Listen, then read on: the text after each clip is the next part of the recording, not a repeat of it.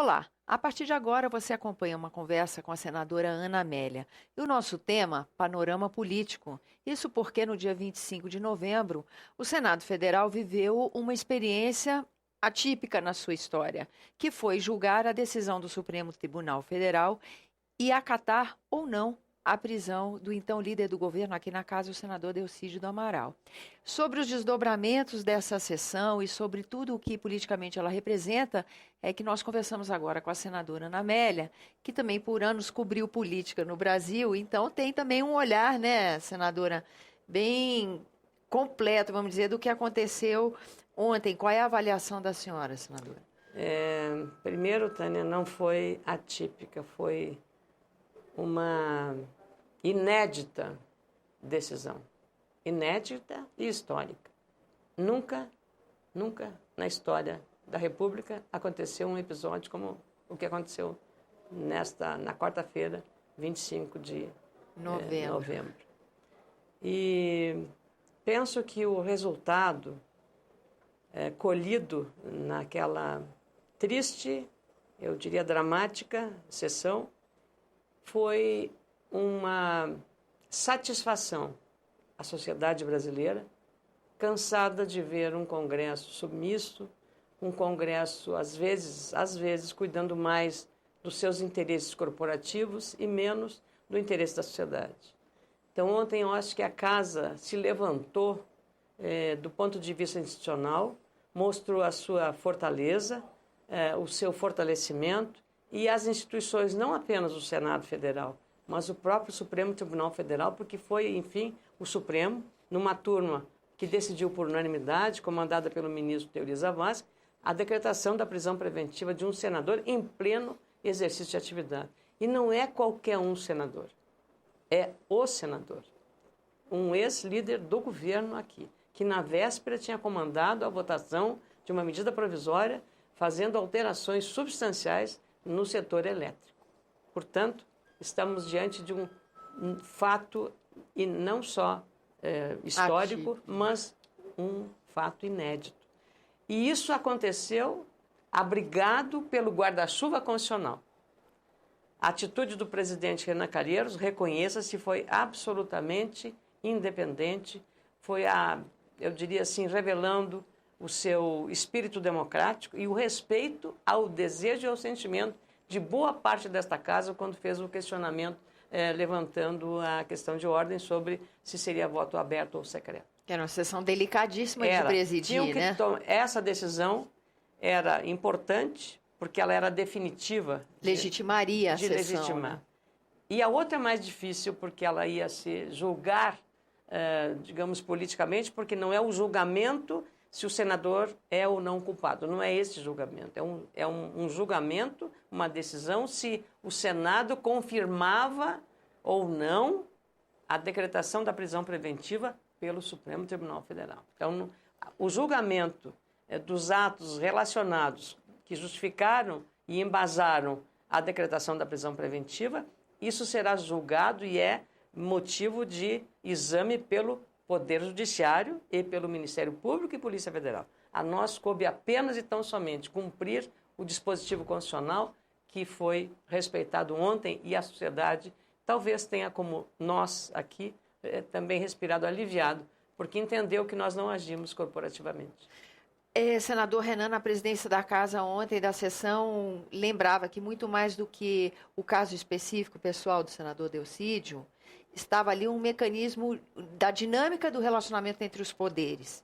Se haveria espaço para um parlamentar, no exercício das suas funções, ser preso ou não. Essa também é uma mudança de paradigma que aconteceu ontem, ou elucidar melhor os mecanismos se a Constituição prevê isto, e o Supremo cumpriu rigorosamente o texto constitucional, não há o que discutir isso. Não há o que discutir. É que a Constituição foi elaborada onde e por quem? Pelos congressistas. Pelo Congresso Nacional, formada por deputados e senadores. Lá em 88. Está no texto constitucional. E depois, nas subsequentes emendas feitas à Constituição de 88, como a emenda 35, que foi aqui, digamos assim, confirmou o voto aberto para uma deliberação como a que nós tivemos no dia 25. Então não houve em nenhum momento, eu penso, qualquer interferência de uma ou de outra. Claro que no final da sessão, quando a oposição provocou o Supremo por um mandato de segurança, que a liminar foi concedida, que teria que ser, ela já não tinha mais eficácia. A casa já tinha decidido, A casa já né? tinha decidido. Pelo voto então, aberto. Nós tivemos aí também, foi uma coincidência feliz para demonstrar que também tínhamos feito o dever de casa. Agora, cabia, claro, ao Supremo, e não havia necessidade de nós aqui estarmos questionando uma liminar cuja eficácia já estava, digamos, fragilizada ou neutralizada pelo resultado da votação. Então, nós temos que encarar os episódios acontecidos no dia 25 como dentro da normalidade democrática. Esta é a mais importante conclusão daquele episódio. Senadora, outros desdobramentos políticos, nós vamos ter o acionamento de conselho de ética? Porque logo nas primeiras horas os noticiários já começaram a aventar a hipótese de uma movimentação nesse sentido, né? Eu penso que este processo tem que seguir um rito agora adequado ao processo como foi até agora, respeitando a lei. Então, temos que seguir a lei e obedecer a lei e para evitar qualquer tipo de interesse na casa de preservar ou também condenar a priori sem julgamento. Queremos que o Estado de Direito, ao senador indiciado, que ele tenha todo o direito de sua defesa. Esse é o princípio básico na democracia. Então, se ele não convencer os magistrados da sua inocência, aí nós temos sim que aqui trabalhar numa outra direção. E as votações que estavam previstas até o final do ano? Como é que fica o trabalho da casa agora? Não se altera. Não se altera? Não se altera. Como se diz, há um ditado que diz, né, por falta de um soldado não se perde a guerra. Não, é a mesma coisa, nós continuamos, a casa continua trabalhando, continua aqui funcionando. Claro que o dia 25 coincidia que tinha uma sessão do Congresso Nacional para apreciarmos destaques não votados da sessão anterior, que foi impossível porque foi até muito tarde, sob vetos presidenciais. Isso poderá ser resolvido com facilidade, brevemente, e as outras matérias relevantes, como orçamento, por exemplo, orçamento ou ajuste fiscal, eu penso que isso aí quando se diz também que quando se tem vontade política, Tânia, quando tem vontade política, isso acontece, isso anda. E eu penso que até nesse aspecto a oposição aqui, ela está tendo responsabilidade no sentido de votar matérias que são de interesse, né? Então, eu acho que houve no caso do setor elétrico, a oposição abriu, não entraria em obstrução para ajudar o governo a votar a medida provisória. Então, isso foi uma regra de inteligência e acho de responsabilidade da oposição. Ela podia obstruir, não votar, é que no dia seguinte teria o leilão da compra do setor elétrico. Então, eu acho que, veja só, aí foi a oposição podia ter obstruído a votação. Sim. Mas não, acho que é bom reconhecer. Eu não sou uma senadora de oposição, sou uma senadora independente, meu partido está na base do governo, mas eu tenho atuado com independência, mas acho que a oposição agiu com responsabilidade e patriotismo até, porque, veja, iria comprometer um ganho nos leilões de energia. Não vou discutir méritos, se foi bem, se o resultado foi bom, não, como é que foi. Mas foi um fato importante para assegurar aí aos empreendedores, aos investidores do setor elétrico o desejo de participar do leilão e assim como aconteceu. O diálogo com o Palácio do Planalto, perdendo um interlocutor dessa envergadura, que era uma pessoa muito benquista, com muito trânsito, não é? Senador Delcídio. Deixa eu lhe falar, Tânia, na verdade, nós tivemos... Quem é que faz a interlocução? É o Gabinete Civil da Presidência da República.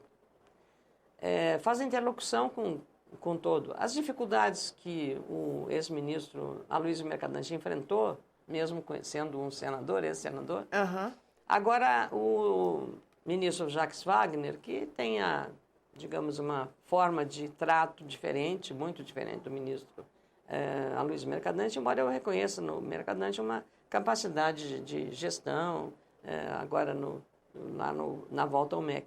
Mas para isso é preciso de parte a parte. A relação se faz num sistema de boa vontade.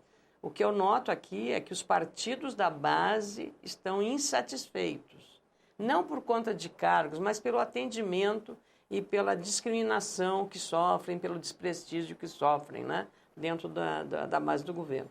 Então, isso não é um problema da oposição, é um problema mais do governo de organizar melhor, azeitar a sua base, porque se você ouve aqui ver uma votação, você vê que parlamentares básicos de oposição votam, de governo, de situação, né? De apoio ao governo, votam contra o governo. Não, por quê? Porque está desorganizada a base. Às vezes não é para demorar a vir, para mostrar que o governo está me tratando mal. É uma espécie de represália, né? De represália a forma do tratamento que recebe. Senadora, muito obrigada pela sua presença aqui no nosso programa. Eu que agradeço a oportunidade. Vamos torcer. Eu fico feliz que foi uma decisão que fortaleceu a instituição do Senado Federal. Tá certo. Eu agradeço também a você que nos acompanha. Lembrando que esse é o programa Argumento e que você está sempre convidado a fazer sugestões e críticas ao trabalho da TV Senado. E para isso é uma ligação gratuita, 0800 61 2211. E quando você quiser rever esse ou outros nossos programas, endereço eletrônico senado.leg.br/TV. Até a próxima.